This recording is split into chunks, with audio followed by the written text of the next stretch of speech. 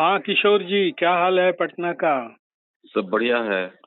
देखे कि नीतीश कुमार जो है खुद ही पहुंच गए ललन सिंह के घर। आखिर ऐसा क्या हुआ अचानक जो?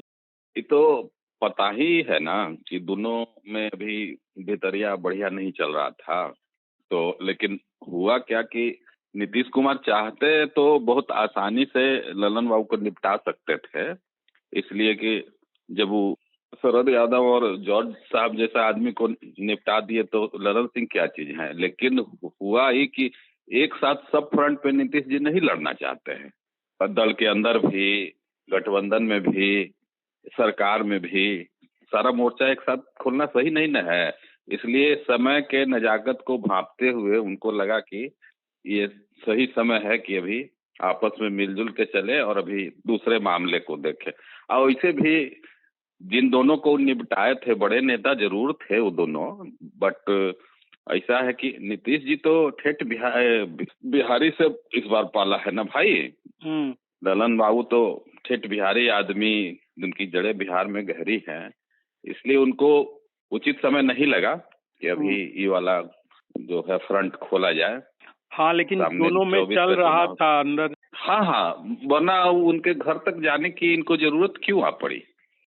बीच बीच में ऐसा करते हैं जब दोनों में डिफरेंस मीडिया उडिया में आने लगता है तो देखिएगा दोनों में जब वो साथे कहीं निकल जाते हैं, कभी आनंद मोहन जी के यहाँ या कहीं, वो दिखाते हैं कि वो सब बकवास है, वो सब मीडिया का वो मनगढ़ंत वो सब कहानी है। लेकिन उनका जाना ही तो दिखाई दे रहा है कि अंदर खाने सब कुछ ठीक नहीं चल रहा है।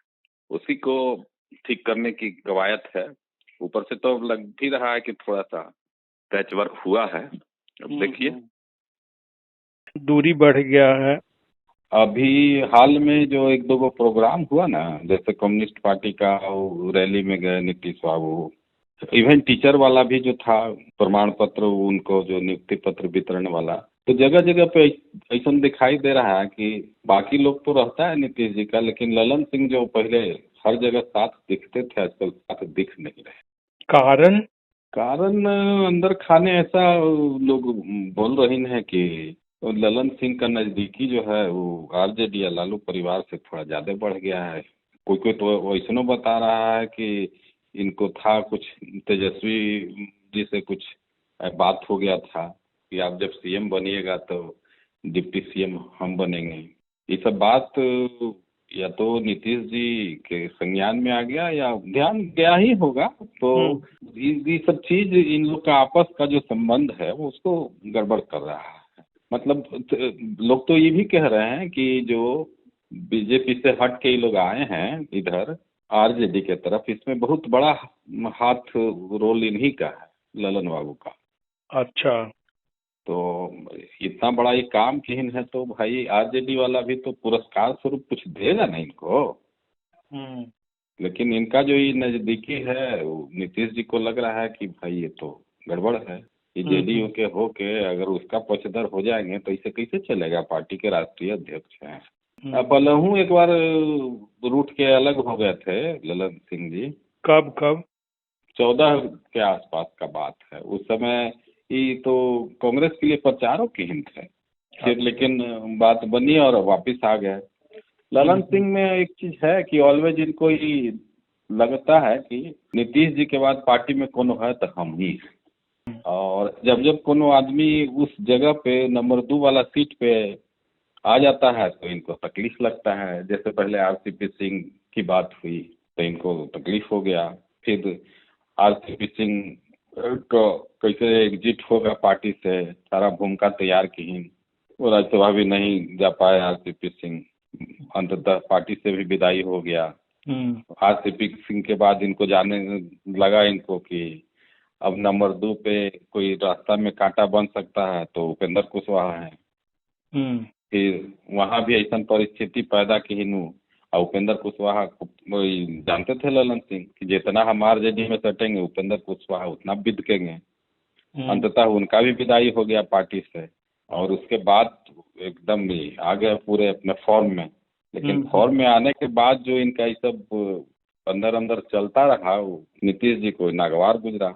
अच्छा। लेकिन मीडिया प्रेस कैमरा को दिखाने वाला बात लगता है, अंदर खाने कुछ न कुछ तो चल रहा है।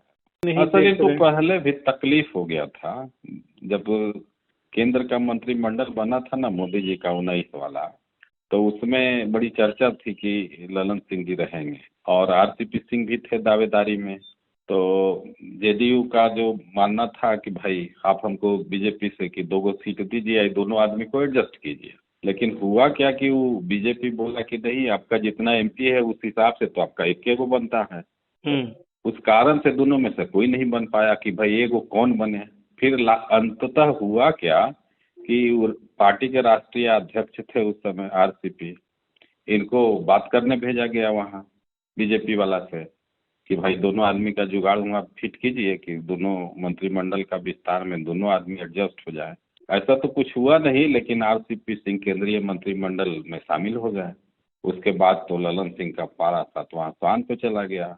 अब उंगली उठाने लगे, घुमा फिरा के नीतीशो जी पे उंगली उठाने लगे, नाम तो नहीं लेकिन सफाई भी ये आया कि भाई इनको तो भेजा गया था बात करने, तो ये अपना जुगाड़ फिट करनी है ये। उसके बाद बात बढ़ते गई अंततः उनका पार्टी से वो बाहर गए आरसीपी। फिर नीतीश बाबू कुछ दिन के लिए अपने राष्ट्रीय अध्यक्ष बने, फिर ललन सिंह को बनाए। असल नीतीश जी जब राष्ट्रीय अध्यक्ष बने तो उनके सामने भी संकट हो गया ना। अब बीजेपी से कोनो बात होता था तो सब कहे कि नड्डा साहब जाइए पार्टी के अध्यक्ष नीतीश जी से बात कीजिए। नीतीश जी को लगे कि भाई कहाँ मेरा कद, कहाँ नड्डा साहब का कद, हम मोदी जी से बात करेंगे कि नड्डा साहब से बात करेंगे।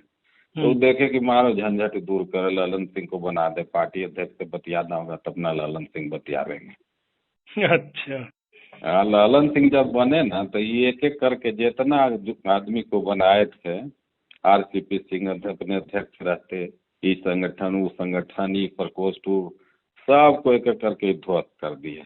सब पे हुआ कि अरे ये तो उनका आदमी है, ये बीजेपी का जासूस है। सब कोई तहस नहस किए, फिर अपने हिसाब से सब कुछ किए।